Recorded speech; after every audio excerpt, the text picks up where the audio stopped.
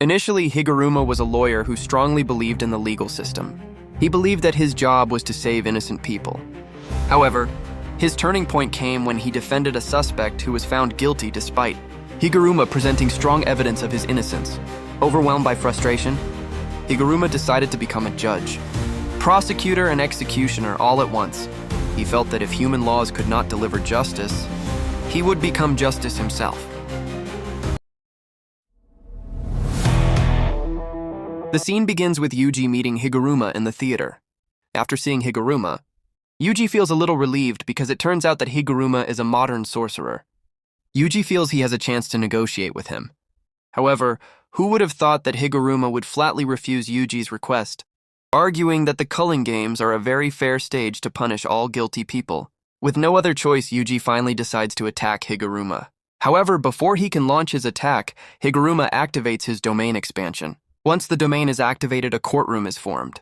Within this room, there is an anti-violence rule.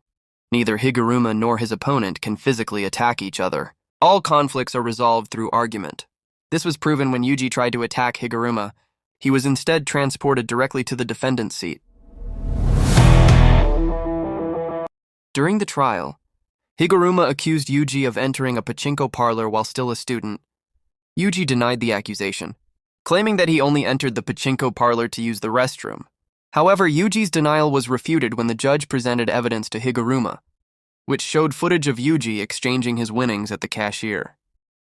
Yuji was found guilty, and his punishment was to have his curse technique forcibly taken away.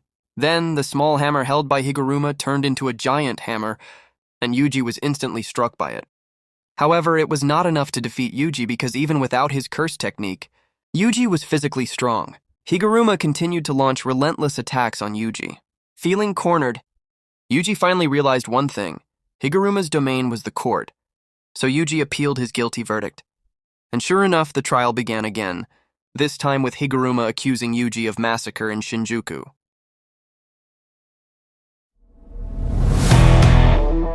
The most heartbreaking confession in series. Unexpectedly, Yuji did not deny the charges and pleaded guilty to take responsibility for the incident. Higuruma was surprised because defendants usually deny all charges even if they are actually guilty. Higuruma, who was previously an idealistic lawyer, realized that Yuji was actually innocent because at that time, Sukuna had taken control of Yuji's body. This fact made Higuruma feel disgusted with Yuji's attitude, which he considered holier than thou. Higuruma immediately sentenced Yuji to death. The court gavel turned into an execution sword that could kill an opponent with just one strike. And Higuruma immediately attacked Yuji without hesitation. Why did Higuruma feel disgusted when Yuji confessed his guilt? Doesn't he have a strong sense of justice?